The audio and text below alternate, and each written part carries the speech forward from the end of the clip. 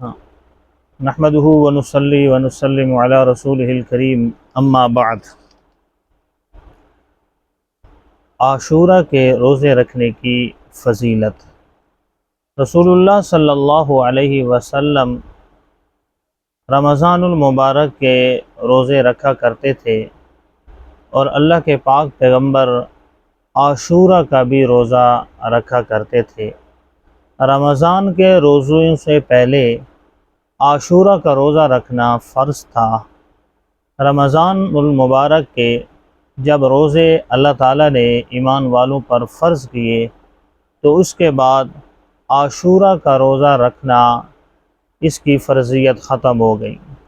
تو اللہ کے پاک پیغمبر رسول اللہ صلی اللہ علیہ وسلم 10 محرم الحرام کو روزہ رکھتے تھے، اور اللہ کے پاک پیغمبر نے یہ فضیلت بیان فرمائی کہ جو بندہ اب بھی 10 محرم الحرام کا روزہ رکھے گا، اللہ تعالیٰ اس ایک روزے کی برکت سے اس بندے کے 1 سال کے گناہوں کو معاف فرما دیں گے۔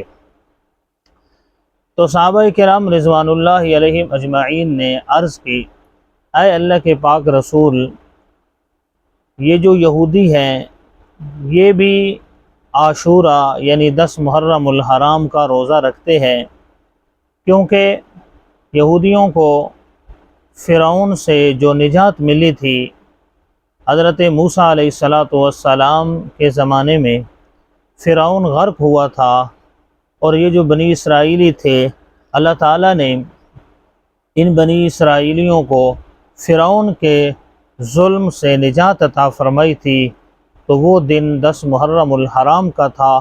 اس بنا پر یہ جو یہودی تھے، بنی اسرائیلی تھے، یہ 10 محرم الحرام کو اس شکرانے میں روزہ رکھا کرتے تھے۔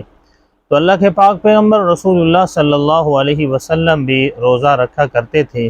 تو صحابہ کرام نے عرض کی، اے اللہ کے پاک رسول، اس دن تو بنی اسرائیلی یہودی بھی روزہ رکھتے ہیں۔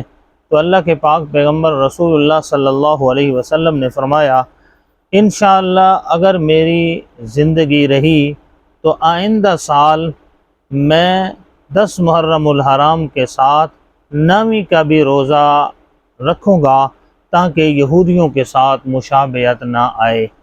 اگلے سال آنے سے پہلے رسول اللہ صلی اللہ علیہ وسلم کی وفات ہو گئی، اللہ کے پاک پیغمبر اس دنیا سے چلے گئے۔ تو اللہ کے پاک پیغمبر نے یہ اظہار فرمایا تھا کہ آئندہ سال 10 محرم الحرام کے ساتھ میں ایک اور دن بھی ملاؤں گا، یعنی 9ویں محرم الحرام کا روزہ، لیکن اللہ کے پاک پیغمبر دنیا سے چلے گئے۔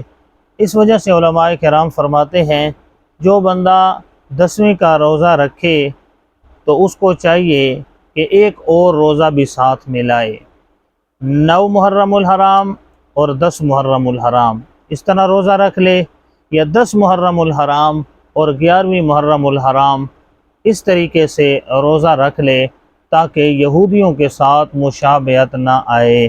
اس سے یہ مسئلہ بھی ثابت ہوا کہ کفار کے ساتھ کسی عمل میں مشابہت نہیں رکھنی چاہیے۔ جو کفار کا خصوصاً شعار ہوتے ہیں، ان کے ساتھ تو قطعاً ہی مسلمان مشابہت نہیں رکھ سکتے۔ اللہ کریم عمل کرنے کی توفیق عطا فرمائے۔